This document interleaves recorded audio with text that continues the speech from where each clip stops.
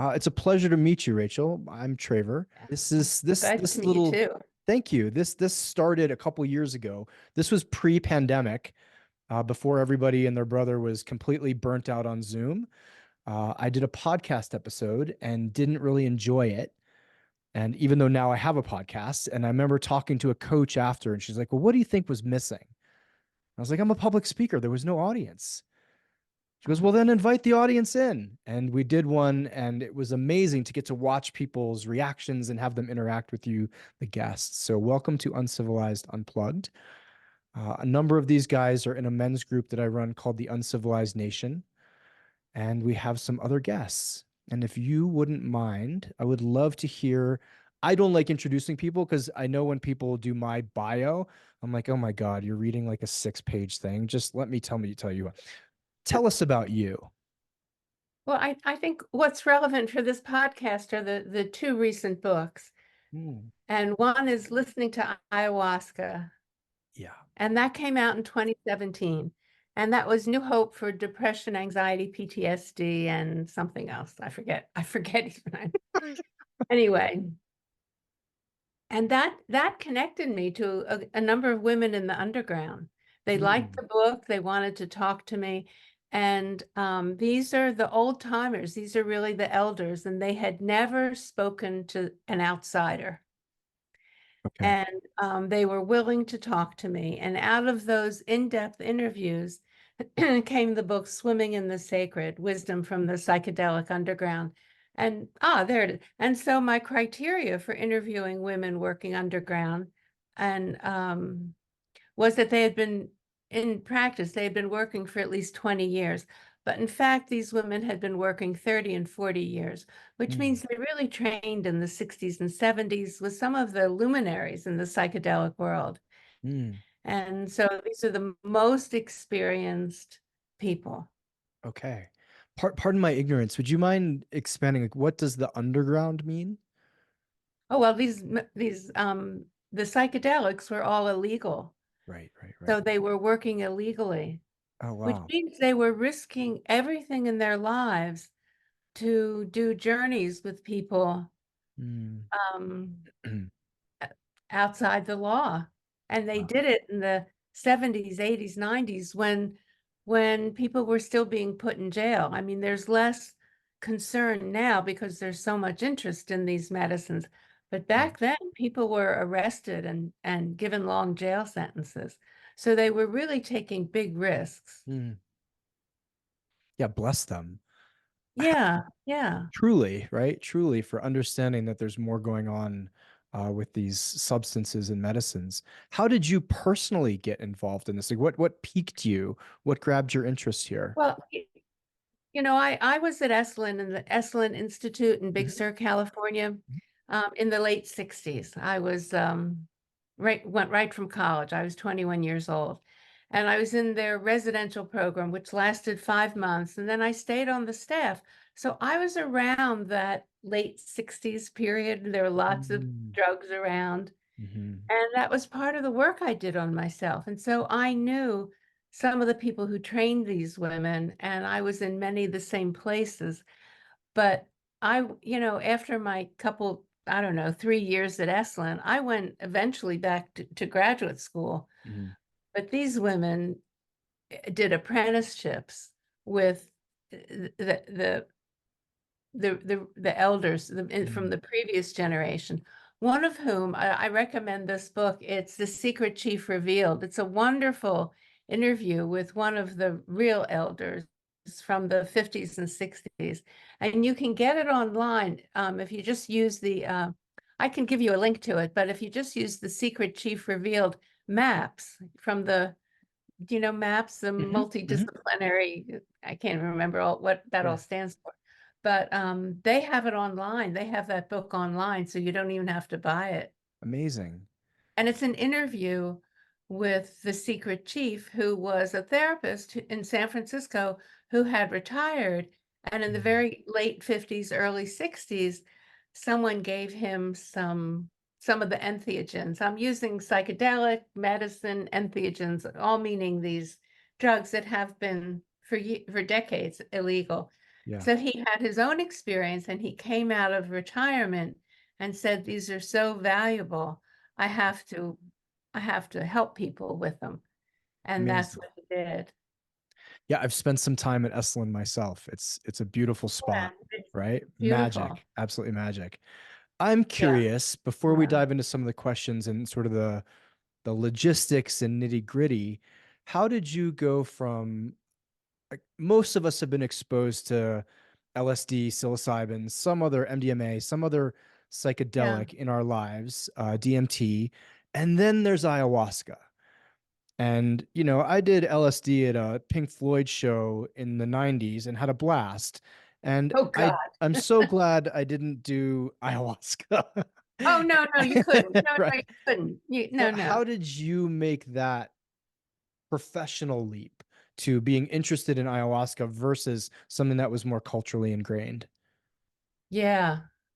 So here's my um serendipitous story. My daughter had finally graduated from graduate school. So now I mean, I felt like, the kid is finally launched after 25 years. And now I'm free.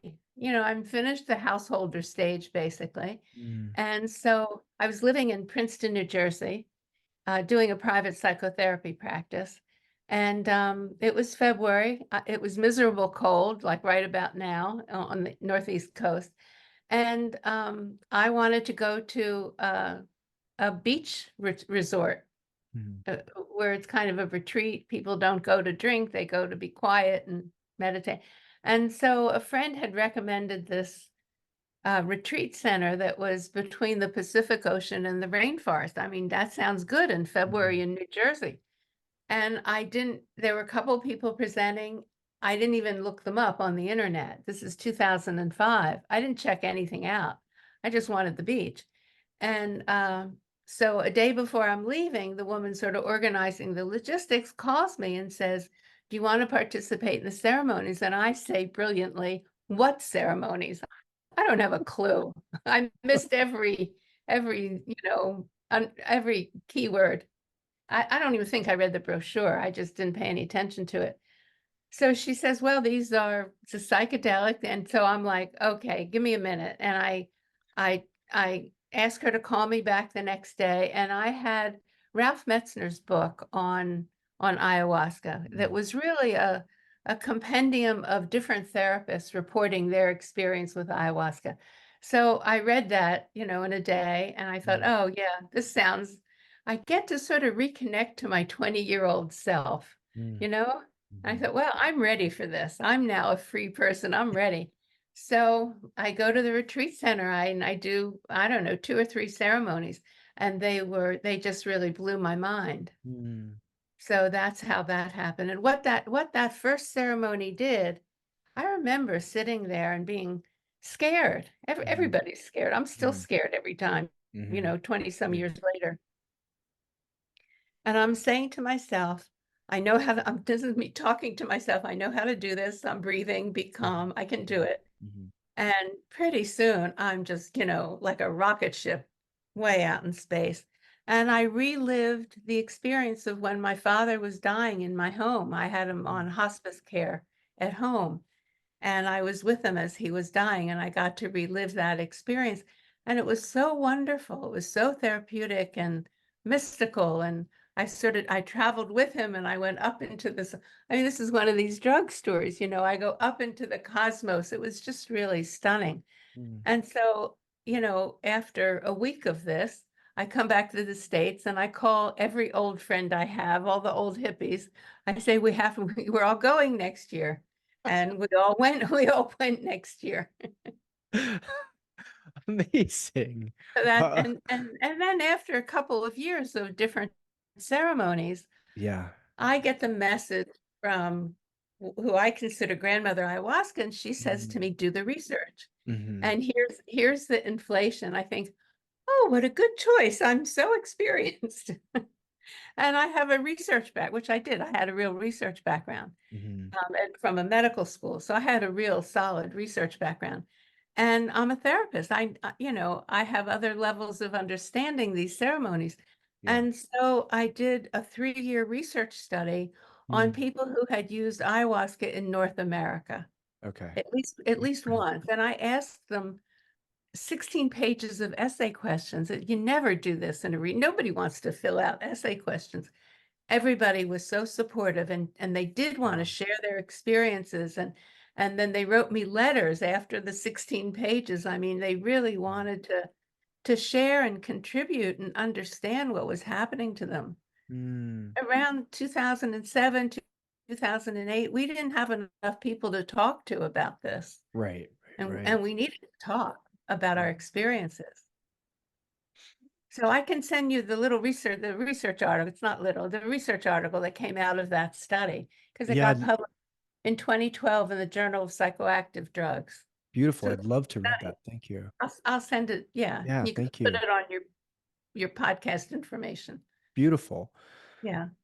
Rather than I've done a number of ayahuasca ceremonies myself and have talked to a number of people who have, and there seems to be a spiritual understanding which we could go down a wormhole. But since you are a researcher and you are a therapist, I would love to know from a therapist researcher point of view, what happens in those ceremonies that gets people from A to B, that we're not just going to say, and it was grandmother ayahuasca and it was God and it We was, don't have a clue. we don't have a clue for We have real. some we have some theories. No, we can't explain it. And the shaman, the legitimate indigenous shaman, have a totally different way of explaining what they're doing. We have we have some research about the default mode network, and Mm, and the importance of a mystical experience of a certain kind, which is they only research the unity one. But we don't really know how this works. We don't have a clue. And the shaman talk about it totally differently. sure. They, I mean, these women were very clear to me, and as I began the interviews, for some reason, I just assumed they were all therapists. Since Mm, I'm a therapist, I thought this is obviously such therapeutic medicines. They must be therapists. No, they're not therapists. They're like priestesses. They're like mhm, ancient priestesses, and I mm, really see them as spiritual warriors. They're very strong and afraid of nothing. mm, And um, they don't, they are not doing therapy. yeah. They have a different way of looking at these medicines, and they're interested in transformation. Mm, And they want to see, how does that transformation change your life? So it's sure. very different from the research studies, the medical research studies, which are looking at symptoms Yeah. and diagnoses. Okay. Let me rephrase the question. Had I never done it before and you needed to speak to me like I was a newbie, what would you say, given your vast experience? I know I'm kind of throwing you a loaded question. In the simplest terms, in your mind, what does happen to someone pre-ceremony to post-ceremony to 6 months later to a year later? Well, it's totally unpredictable. Yeah, I can't say, if you're a newbie, I can't say, oh, you're going to have a mystical experience. You can have a panic attack. sure. I, you know, there's no way to know.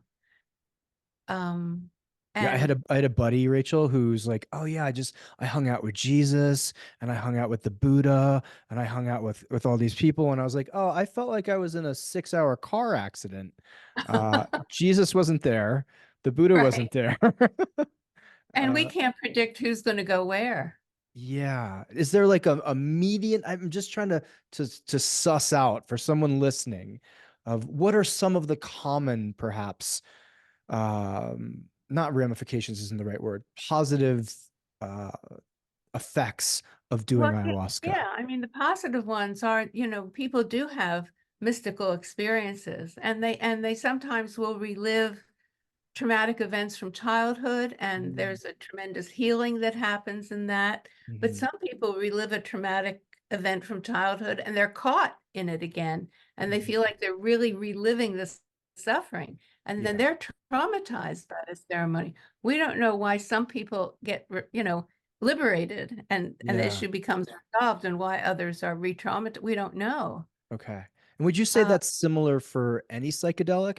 Because I've yeah. also spoken to people who had clearly repressed or unavailable childhood trauma who had it come through during a ceremony and then have to deal with it. I get to deal with it, have to deal with it after. Yes, both. Yes, Okay. right. Yeah. And I just want to say, the phrase going around the community is one psychedelic journey is worth 10 years of therapy. Well, Sure, no, sure, sure. not really. It can Yeah. open things up. I mean, it's incredible what Yeah. can come up from the unconscious. And also sometimes there's just help. You Mm, get access to information that isn't it's not clear that it's from the unconscious. It might be from the universe. So, mm, we don't really know the source, but people get information that's very helpful. So, for instance, I remember one young woman, she got information that in her family, who she thought was her mother was really her grandmother, and her mm, real biological mother was her older sister. So you can see what happened in that family is the older sister got pregnant, she wasn't married. The mm, mother raised the child as if it were another sibling. mhm, And nobody told this young woman. But she learned this in a ceremony. She was told this in a mm. ceremony. So then she went back and called a family meeting, Yeah. and they were shocked. How did you find out? Yeah. And then, of course, that had to be worked through in the family. Of course. I'm just gonna play it, and I believe that I've heard even more out there stories that were true. Right. Would you say though, and this is where I know we're getting into some perhaps muddier waters, that that's like spiritual knowledge or a voice from the universe, or maybe she kind of already had an inkling, or there was We something in don't the we can't subconscious. we can't differentiate that. Yeah. Or does it matter even, huh? Well, it doesn't really matter therapeutically, but it's a very interesting question that I sit with a lot and Yeah. suffer with sort of. But Yeah, I bet. but I'm moving in the direction of accepting that there are sources of information outside ourselves Yeah, that can be very helpful. for sure.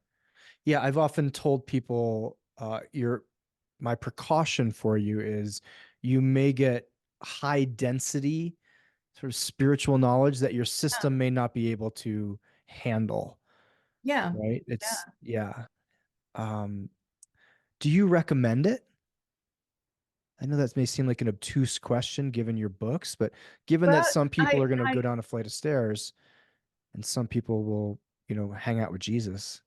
I ask people to be very cautious, and Mhm. I know this sounds crazy because this is all illegal behavior we're talking about, Sure, but I'm hypothetically very speaking. traditional, and I want to work with a shaman who's been indigenously trained, Yeah. and that training takes a minimum of 7 years. Mm, So I don't recommend going to someone who's maybe been to a lot of ceremonies and can play a CD. sure, sure, sure. Like There's Shaman really Steve from Boulder. Yeah, don't go to him. I don't know who that is, I but just I made him up, you but just there's a made that lot of up. him in Boulder. Yeah, then Yeah. don't go to him. Yeah. So, I like a real traditional training, a real apprenticeship and a lineage. Mm, And so I have found those people, and I kind of urge people take your time yeah, and really search. It's a buyer beware market out there.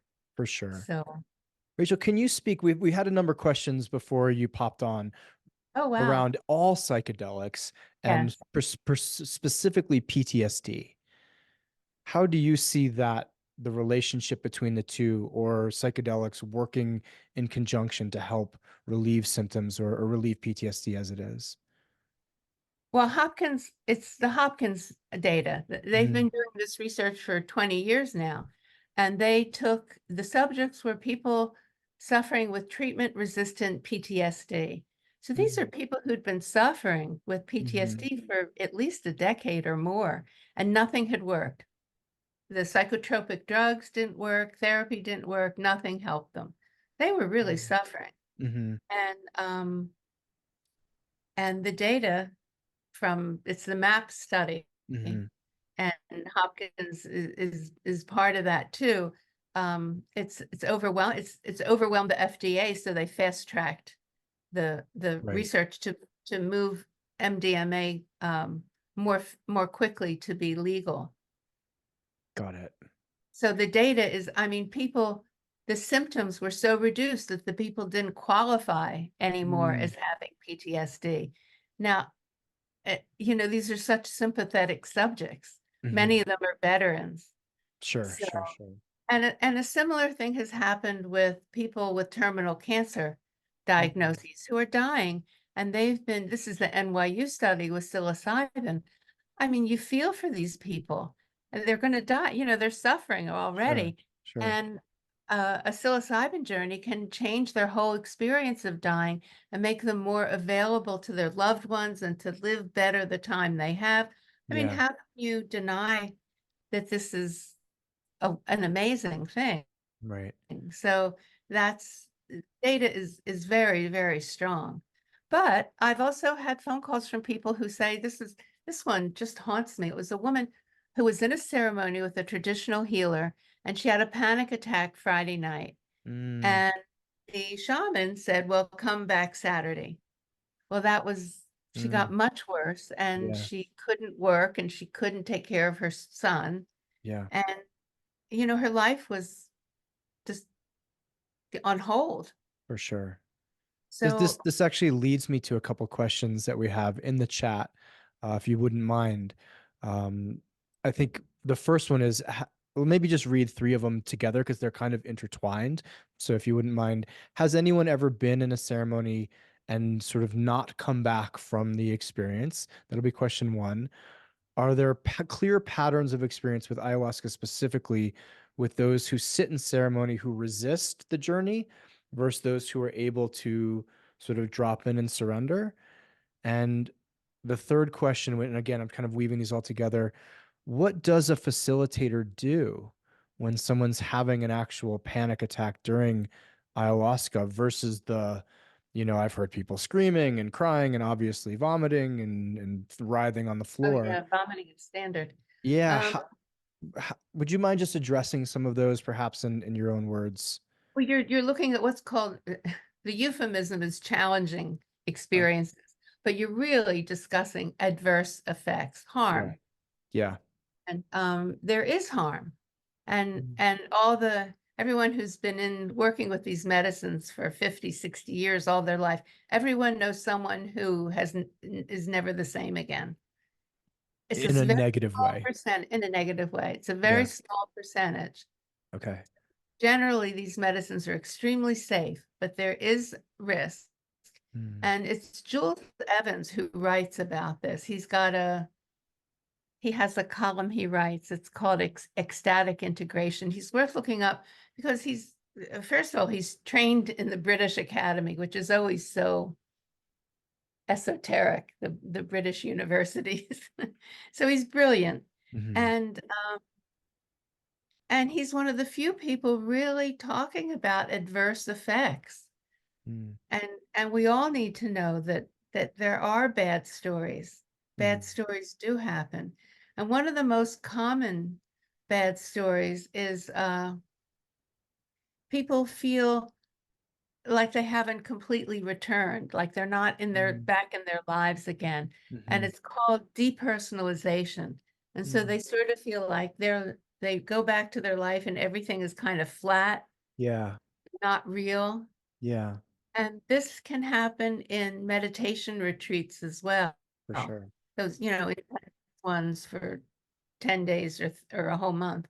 Yeah. Um, and people just they sort of lose contact with themselves and this reality. Mm. And it's very disturbing and it can take years to kind of come back from that. Hmm. And if someone has those kinds of feelings of this is not real, I haven't really come back, they should not do another journey of any kind. Yeah. Stop all the drugs, stop smoking dope, do nothing, don't drink, do nothing, and Yeah. Google depersonalization. Okay. And there's a researcher at Brown, Willoughby Britton, who's doing a lot of work in this area, mostly around meditation more than psychedelics, but it applies in a similar way. And she's been training the meditation teachers to look for these problems. So that's Mm. how prevalent it is. So I sort of lost track of the other questions here. So really more attention needs to be paid to adverse effects. And But I think I can weave in one of the other questions, perhaps isn't how to prevent adverse effects, but how to prevent just suffering. If we're speaking of ayahuasca particularly, I rather think I than suffer in every ceremony. okay, I'm nauseous for 6 hours, it's the best. Oh, Yeah, oh, yeah. Uh, terrible. especially in the I mean, bathrooms downstairs. Yeah, I feel no, you. it's terrible. It's the Right. worst. Would you mind speaking on the difference between sort of not being able to go back into society, into your body, into your life, and what's commonly called an ego death? Like, how do we? Because So that's I've someone. that's completely different. That's Okay. not necessarily an adverse effect. So they're Okay. totally unrelated. And ego death is when you move outside your personal ego and Mm, maybe when I was describing my first experience with ayahuasca and saying I went up into the cosmos, well, I was no longer an I. sure. And and I don't really have memory. Once I went up and saw the black sky and the sparkling stars, I don't really remember what happened after that because I was not there. So Yeah. that's an ego death. Okay. And and that's usually part of a mystical experience. So that's not an adverse effect. And that's a treasured memory for me that made such a difference. Yeah. So, but I had an adverse effect the next year. Mm, Um, and I got stuck. And usually people will say I got stuck in a recurring loop. So mhm, I got stuck in a loop from my childhood of childhood physical mm. abuse. And I couldn't I thought I was going to die. Wow. And I'm not very strong. I mean, these women are all really strong. I just sort of fell over, Mm, on a mattress that was conveniently nearby and, just survived the night. And the next morning, when the dawn came up, the shaman took one look at me and the shaman's helpers, and they all began doing energetic work on me because I looked terrible. mhm. And I had trouble with this. So it was a reliving of childhood trauma. It stayed with me for most of a year, like Oh, 10, wow. 9 months. Mm.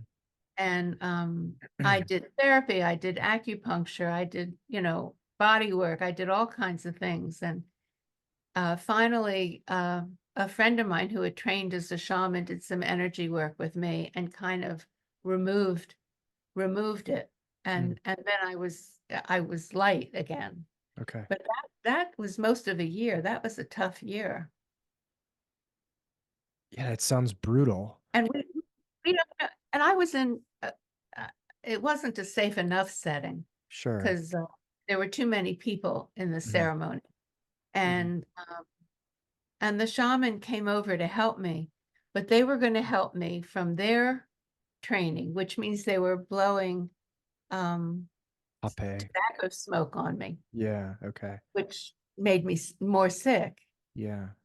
and connected to some childhood memories. So it was like it just didn't work for me. Mm, So mm, I was not really safe enough in that ceremony, and that didn't help. But certainly, you want there to be medical screening mm, before you do anything, and you want to know how many how many helpers, how many shaman, how many people in the group.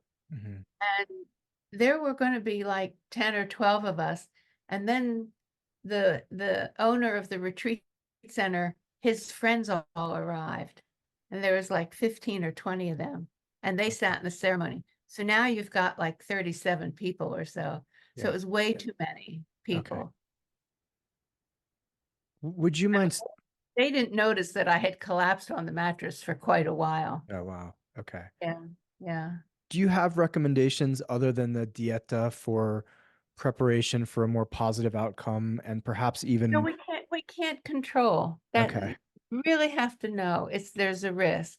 yeah, And the most important thing is you go someplace safe where they do a medical screening mm, and the people in charge are very, very well trained. yeah, I happen to like them indigenously trained because it's an indigenous medicine. But for sure. if it's a mushroom ceremony or MDMA, you want to know that they're very, very experienced. Okay.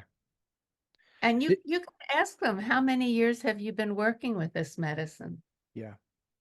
One of the questions we actually had a men's call earlier today, and someone actually brought up, how do I go about finding, and this wasn't on the indigenous end, but say someone here in North America who I can trust, a therapist who I can trust to help guide me through this process as well. Well, Do you have? there are a bunch of newly trained over the internet and, minimal experience psychedelic therapists who really don't have much experience. Yeah. So I would be very cautious about doing a ceremony with one of them. Okay. They are not, you want to get to the people who have been working for decades. Okay. And so you have to, it's almost like when the student is ready, the teacher appears. But I tell people, go to a conference or a Mm, psychedelic society meeting. I like to send people to the Women's Visionary Congress mm. because there are old timers there, really legitimate people from the 60s who've been working for decades in That's the that group. Women's Visionary Conference? I think they're now just calling it Visionary Congress. Congress, Congress. Yeah, Okay, but beautiful. I can send you a link. Sure. Something Thank like you. that will connect. So, these are my favorite places to send people. But, I was at the MAPS conference in Denver, and this young Yeah. woman comes up to me and she says, "I'm an underground guide." And she's Mm, maybe 25. And I said, "Great. And how do you do your medical screening?" And she said, "What's that?" mm. So don't go to that. Don't go to someone like that. Got it. Yeah. Yeah. Yeah. I think maybe not just use common sense, but do some research, folks. I think Take this your is one of time. the things that comes across as like my buddy's buddy went to this place and had a really great experience. So therefore, I know it's good rather than actually doing some due diligence when Yes, you're and taking a even that substance. doesn't always Sure. work. Sure. Oh, yeah. Of course. Of course. So ask about the medical screening and how many people in the group and who the shaman are Mm. and yeah.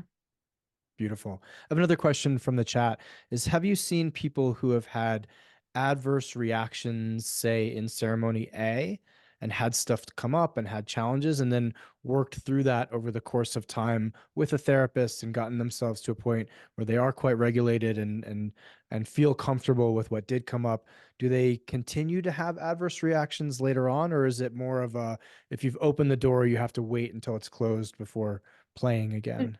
there are no rules. There are no rules. I There love is a that. That's one of our pattern to ethos the tenets. questions you're asking, and it's about, how do I have a more certain outcome? Yeah. And we don't have a clue except to say safety, safety, safety, Okay. and experience.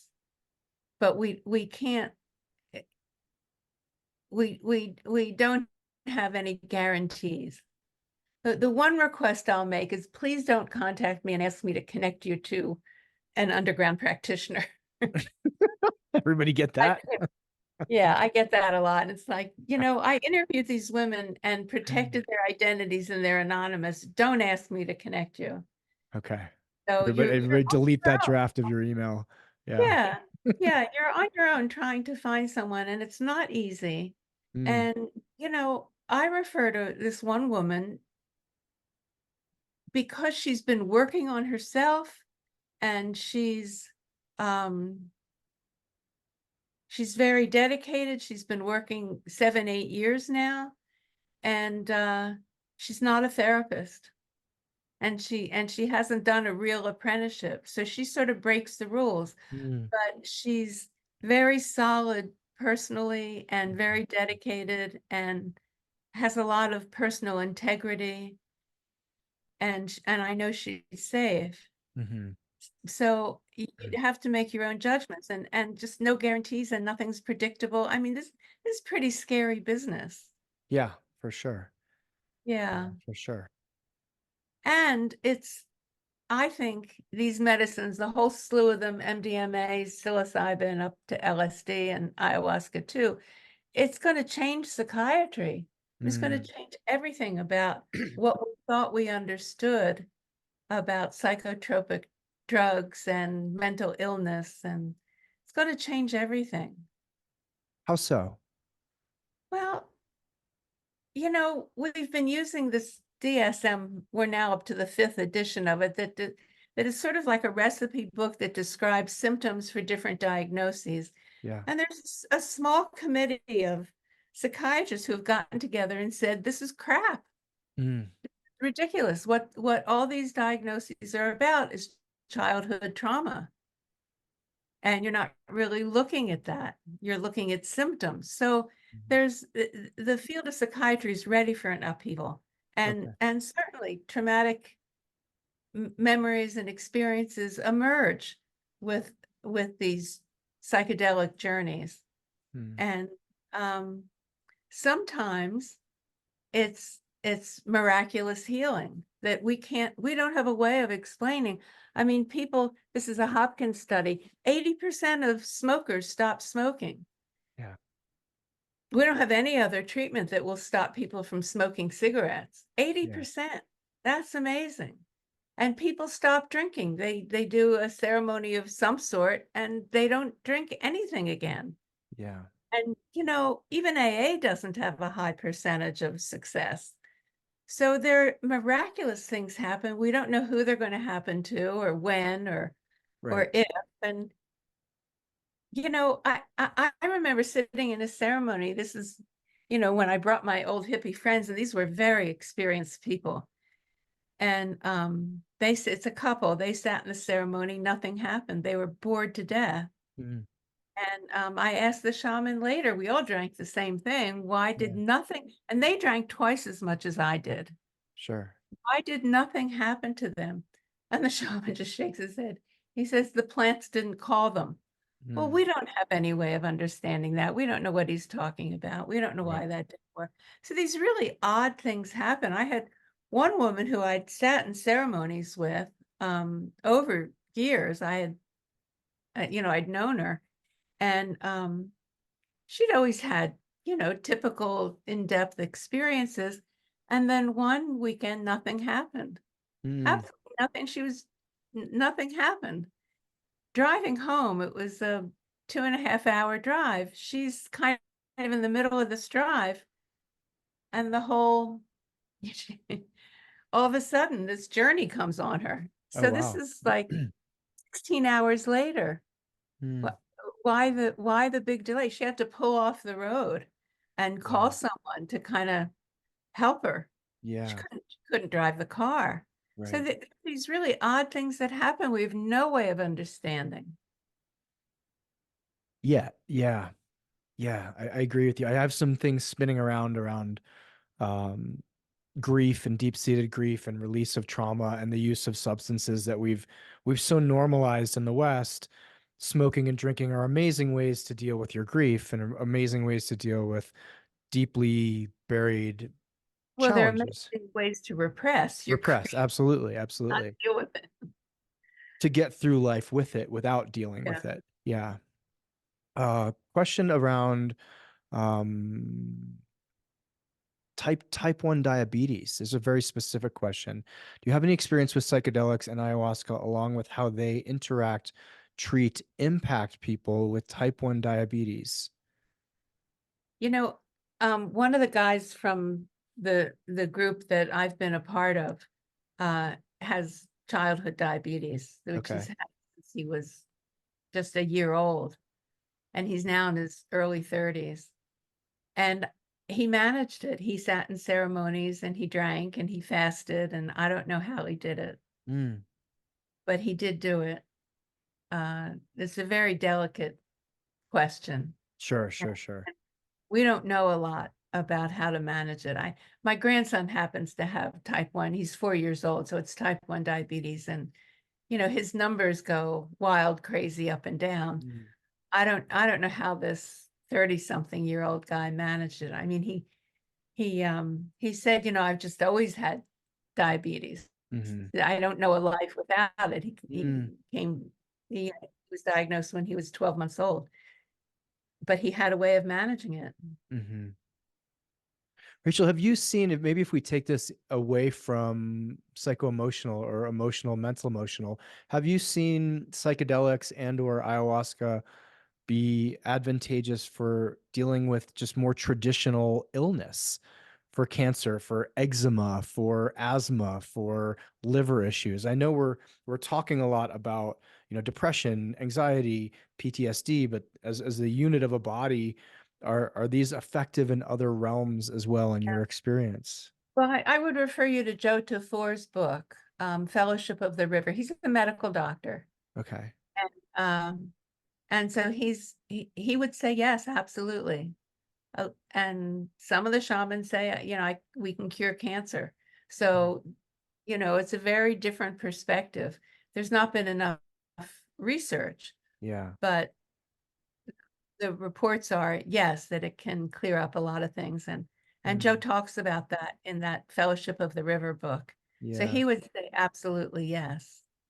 And do you have, if someone comes to you with a specific, like PTSD versus depression, do you send them one of a specific, like, do you send them down a specific medicinal route? Or do you say, like, do your research and kind of pick whichever speaks to you? Is it like ayahuasca versus ketamine versus MDMA versus psilocybin? Well, I mean, the benefit of ketamine is it's legal, and Yeah. um and uh and it's pretty specific for depression, Hmm. and it works within hours. So someone who's really suffering with depression can go into a clinic legally, get a treatment, and by maybe late afternoon is feels like they're lifted out of their. I mean, this is a miracle that we don't really understand how this actually works. Yeah. So, but this one young thing interviewed me. I don't, she was very sweet. She was maybe 23, and she was very. She said, "I've never read your book. I have no idea who you are." She's interviewing me for a podcast. So we're talking, and she said she was living in LA, of course, Yeah. and she said overnight the party drug went from cocaine to ketamine. Mm. So it's being used as a party drug. So that's not going to help with depression. Mm. But if you go to a clinic where you're really monitored and it's really part of a therapeutic approach, it can work immediately. That's amazing. That could stop people from killing themselves. Yeah. That's amazing. But again, it's all kind of clinical judgment, what works with what problem. Mm. Okay. And you have to sort of know how to work with the medicines to really benefit from them. So most people would not just start with LSD for a Mhm. 10-hour trip. Sure. That's a big leap. But they might, MDMA might be easier. Right. And then sometimes some people, there are different ways of working with the medicines, and that's all clinical judgment. Okay. Again, nothing is predictable. So in the middle of writing, or in the beginning of writing this book, all of a sudden I realized all my psychedelic experiences have been either as a hippie out in nature, no concerts, but certainly beautiful places, or with these shaman, Mhm. which is a specific kind of thing. I thought I've never done a regular underground ceremony where you lie down and they play music and you have Mm. the protocol with eye shades and earphones. And here I'm writing about this book. I Mm. have to do this. So I did an MDMA session. Now that should have been a fun, open heart, light, Mhm. went right to the ayahuasca space, which was all about my death and dying. Wow. Yeah, 6 hours of that. Wow. Yeah. Why? Who You knows just why? don't know. Yeah. Yeah. No, you don't know. And I, and I felt like was not fun, but Yeah.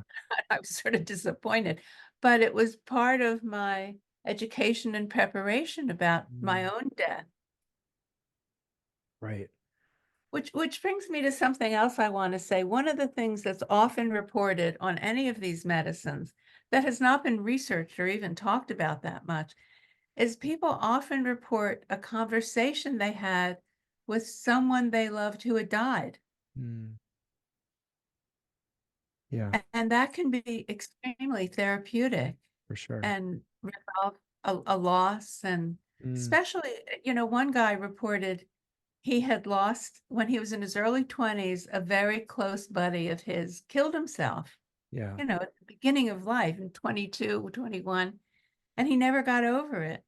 And he was on something, I forget which it was, but he saw his friend. I mean, Mm, this is 20 years later. He saw his childhood friend. The friend looked great. They talked. The guy talked about why he had killed himself, and mm, and it resolved that loss and that survivor guilt. And mhm, why didn't I notice? Why didn't I know? Well, he mm. couldn't have. So and that sort of thing comes up quite frequently. Yeah, We have no way to replicate that in a therapy office. for sure. This is way beyond us. So there's these miracle things that happen. Yeah, I'm not sure how to phrase this question intelligently, so please let me fumble through it. I'm curious how we actually begin to quantify people's experience if we go in the realm of science or if we go a little bit deeper into the realm of spirituality or theology almost because it feels like we're intertwining the two, and as a species we don't know how to do that yet. No, we Don't know don't. how You're to absolutely right. You're yeah. absolutely right. So I'm curious, what do we do to better understand this other than have more and more mass information of anecdotal experience? Well, we are getting more and more of the anecdotes. Um, Hopkins has been the ones to come, they have a scale that measures mystical experience. So this used to be Really? called a paper scale, but now it's done on the computer. And so they can tick off did you experience a sense of being at one with the world? Mm-hmm. Was it ineffable? Could you not describe it? Hmm. Did you have this great sense of unity and joy? And um, so there, I don't know, 7 different variables. Um, but that's only one aspect of mystical experience. They haven't looked at other types of mystical experiences. Yeah.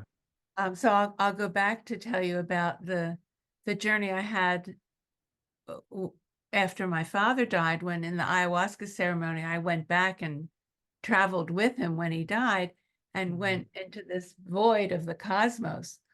Well, that was a mystical experience, but it wasn't a unity one. Mm-hmm. Yeah. So there are lots of different kinds of mystical experiences, and we're not even measuring different ones. Yeah. So, but that's, but now there's a whole bunch of what's called psychedelic chaplains.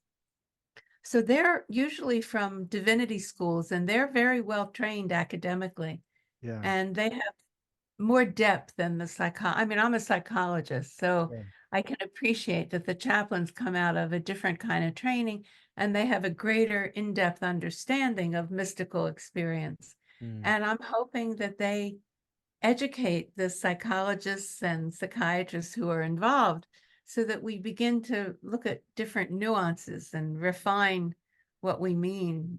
We're just at the very beginning. Yeah.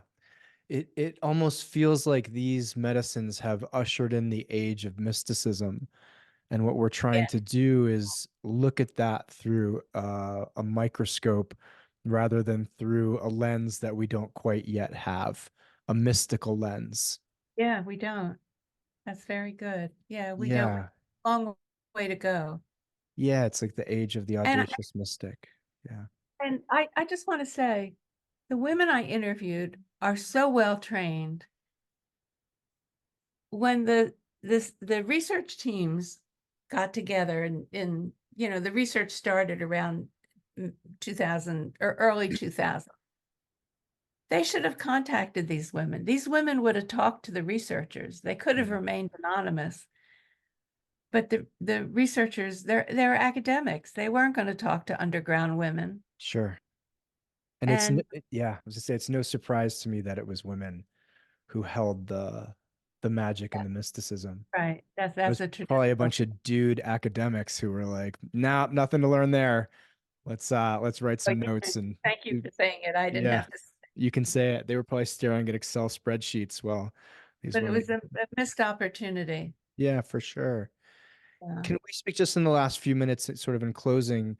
Um, what any thoughts around just microdosing as far as I know we're speaking of specific entering to a ceremonial practice or a ceremonial space and exiting a ceremonial space.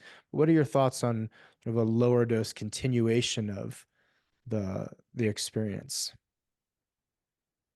Well, microdosing is subperceptual, so it's not even a lower dose. You're not supposed to feel the Okay. impact at all. Okay.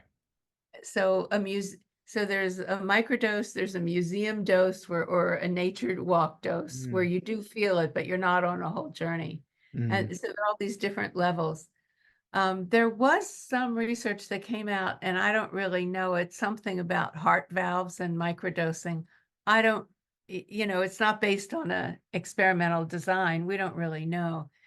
Um, I think there's enormous potential. I microdose with mushrooms, and it's very important to me. I think it's really helpful. I have an aging brain. I'm 77. So I feel like it's rejuvenating for my brain. So that's my purpose. I was gonna say you are sharp as a tack. I never would have. No. If you really re-listen, there are places where I couldn't retrieve information.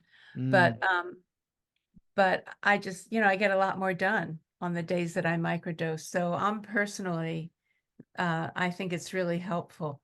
But we don't have the real data on it yet. We just have personal reports. So okay. we've got a long way to go. And I run the risk of being too enthusiastic about how therapeutic and helpful these medicines are. So Yeah. at the same time, I want to say, and there are real risks, and be very careful. Mm, okay. Where would you send if people listening to this other than your books, or perhaps even you can recommend people to your books? Where is like psychedelic 101 or psychedelic for dummies? Where do I go? I've not been asked that question. Um, I'd have to think on it, Okay. but there are some books I recommend, and besides mine, of course. Yeah.